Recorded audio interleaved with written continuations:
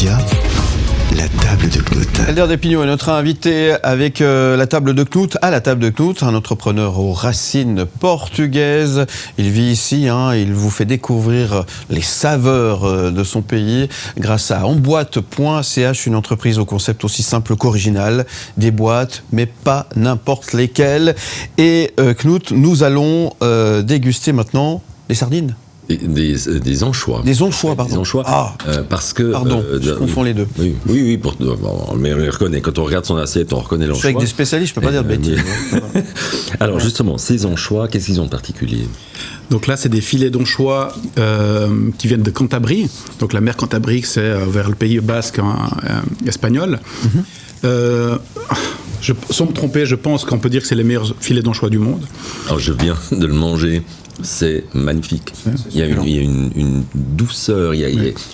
Souvent, les anchois sont un peu agressifs. Pardon, je tousse parce qu'il y a un peu de sel. Là, pas du tout. En fait, les anchois qu'on mange en général, c'est les anchois à pizza. C'est fait en Amérique du Sud et puis c'est fait pour c'est fait pour être cuit. C'est pas très grave si c'est plein d'arêtes et puis trop ci ou trop ça. Ces anchois, en fait, en fait, on doit dire ils. Moi, je dis tout le temps elles, mais ils ont une belle mâche. C'est fondant, puis en même temps, c'est le goût, je pense, qui est très décrit en cuisine. Moi, je ne sais même pas si ça existe, mais c'est un peu, je crois, le umami. L'umami. Parce qu'il y a vraiment quelque chose il y a une rondeur incroyable dans ces anchois. Le meilleur du monde. Et je pense. Alors, meilleur du monde, maintenant, justement, vous avez donc 500 produits en vente.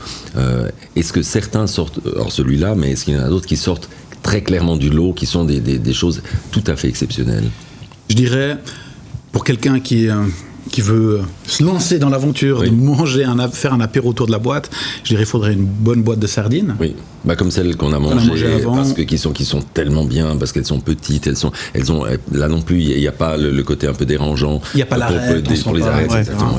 Je dirais une boîte de ventrèche de thon. Oui. La ventrèche de thon, c'est la partie ventrale du thon. C'est là où il y a le gras, puis comme on sait, le gras, c'est la vie. Je dirais une boîte de filets d'anchois, parce que les filets d'anchois, c'est ce qui fait le plus peur aux gens. Oui. On se dit, en fait, on a tous une image négative des anchois. C'est vrai. Parce qu'on a ces choses qui sont trop amères, trop salées, trop piquantes sur la langue. Puis ça, ces anchois, ils sont pêchés au printemps, en mer Cantabrique, parce que le printemps, c'est la meilleure période pour les pêcher. Et puis, des anchois très haut de gamme, normalement, c'est affiné 15 mois en sel, et ça, c'est affiné 24 mois.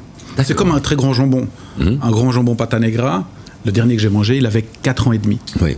Et ça, c'est pareil. C'est en faisant les choses lentement qu'on les fait bien. Parce que en fait, il lui arrive quoi pendant ces 4 ans, qu'est-ce qui arrive à cet anchois ? Alors, ces anchois, c'est 24 mois. D'abord, elles sont en fait préparées, nettoyées, elles sont mises dans le sel, à maturer lentement. Ensuite, elles ont toute une procédure où il faut leur enlever la peau, leur enlever toutes les arêtes. Mettre un filet d'anchois dans cette boîte, ça prend environ 1 minute dans l'étape finale. Mais aussi enlever les arêtes, j'imagine que c'est très long. C'est fait à la main. D'accord. Je peux vous montrer après en vidéo. C'est fait à la main, c'est incroyable. Ça, c'est une petite conserverie, ils sont 12 employés à faire ça. C'est juste de l'orfèvrerie culinaire. D'accord. Donc là, on a de l'orfèvrerie en boîte.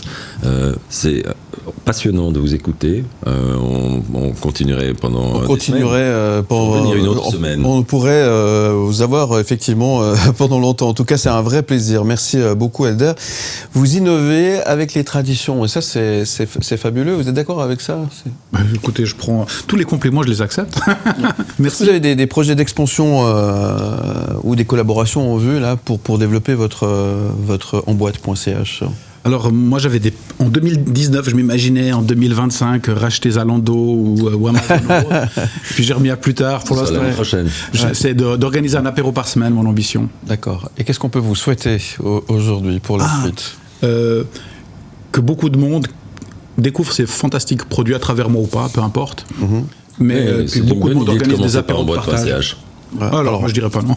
Boîte.ch, et vous l'aviez dit tout à l'heure ou avant, on peut retrouver également vos produits dans des épiceries fines, notamment celle du Millennium. Voilà, l'épicerie du Millennium, quelques restaurants. Par exemple, depuis peu, l'auberge de Riva, mes sardines. D'accord, qui est aussi une belle adresse. Merci beaucoup, Helder Despigneaux. Merci encore une fois. On vous retrouve en podcast et en images, évidemment, sur le site Aime le Média. Et on vous dit à très bientôt. Et puis rendez-vous sur emboîte.ch. Merci beaucoup. À bientôt. Merci. Merci Knut. C'est toujours un plaisir, merci à vous. Et à très vite. Oui, exactement, à la semaine prochaine. Pour de nouvelles aventures. De nouvelles aventures avec un chef qui nous vient de Genève et qui est un jeune talent qui travaille pour un vieux talent qui est décédé, c'est Joël Robuchon, et le chef c'est Olivier Jean qui est un chef d'une 40aine d'années qui étincelle littéralement dans son restaurant, la table, l'atelier de Joël Robuchon, et une deuxième table, le jardinier. On aura l'occasion d'en parler. On a déjà faim, rien que de vous entendre. Des choses ciselées magnifiques. À très vite, à la semaine prochaine. Où tu veux.